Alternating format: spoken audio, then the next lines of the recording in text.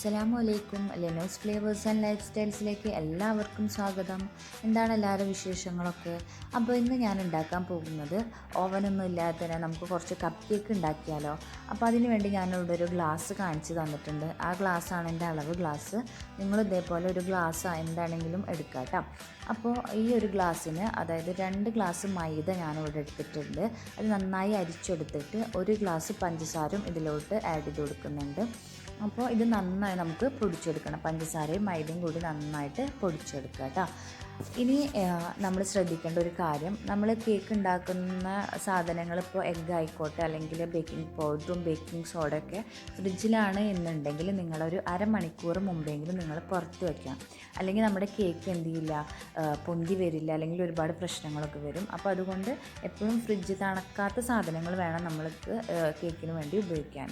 ഇനി ഇതിലോട്ട് ഞാൻ ആഡ് ചെയ്യുന്നത് 1/4 ടേബിൾ സ്പൂണോളം ബേക്കിംഗ് സോഡയാണ്, 1/4 ടേബിൾ സ്പൂണോളം ബേക്കിംഗ് പൗഡറും.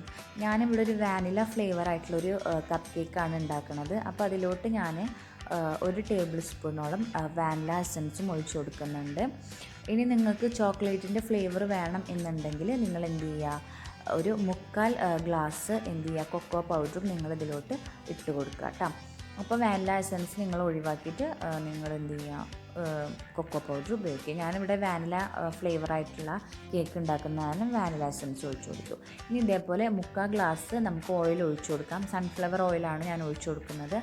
3/4 ഗ്ലാസോളം പാലും അതേപോലെ തന്നെ 3 എഗ്ഗും 1 ടേബിൾ സ്പൂണോളം സുറുക്കയും ഒഴിച്ചു കൊടുത്ത് നന്നായിട്ട് അടിച്ചെടുക്കുക. അപ്പോൾ നമ്മുടെ കേക്ക് ഉണ്ടാക്കുന്ന ഒരു ഫ്രൈ പാൻ, ഒരു കുണ്ടുള്ള, അതായത് നമ്മുടെ കപ്പ് ഇറക്കി വെക്കാൻ പറ്റുന്ന ഒരു പാത്രമായിരിക്കണം കേട്ടോ.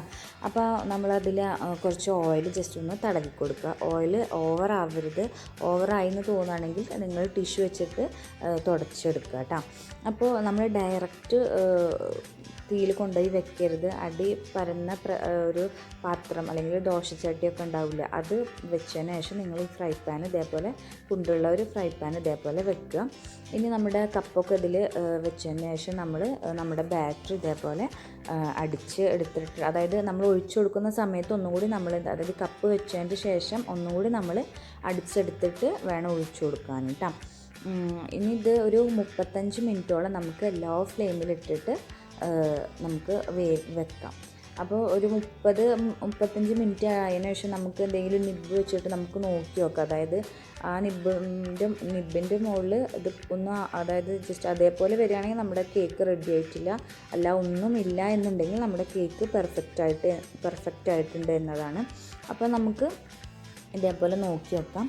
അപ്പോൾ നല്ലൊരു കേക്ക് തന്നെയാണ്. ഇൻഷാ അല്ലാഹ് എല്ലാവരും ട്രൈ ചെയ്ത് നോക്കുക. എൻ്റെ ചാനൽ ഇതുവരെ സബ്സ്ക്രൈബ് ചെയ്യാത്തവർ സബ്സ്ക്രൈബ് ചെയ്യുക.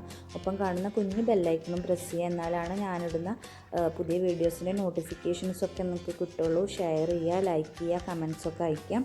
നമുക്ക് കുഞ്ഞുങ്ങൾക്കൊക്കെ ഈ ഷോപ്പിൽ നിന്നൊക്കെ മേടിച്ച് കൊടുക്കാനായിട്ട് നല്ലത് നമ്മളിങ്ങനെ ഉണ്ടാക്കുകയാണെങ്കിൽ നമുക്ക് നമ്മുടെ ഇഷ്ടത്തിന് കഴിക്കുകയും ചെയ്യാം, ഒരുപാട് ഉണ്ടാക്കുകയും ചെയ്യാം. ഈ ഇങ്ങനത്തെ കുറച്ച് ഇൻഗ്രീഡിയൻസ് മാത്രം മതി കേക്ക് ഉണ്ടാക്കാൻ വേണ്ടിയിട്ട്.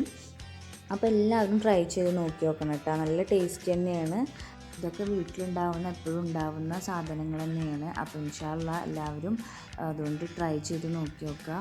ഇൻഷാ അല്ലാഹ് ഞാൻ അടുത്ത റെസിപ്പി ആയിട്ട് വരാം. അടുത്ത റെസിപ്പിയായി വരുന്നത് വരേക്കും അസ്സലാമു അലൈക്കും.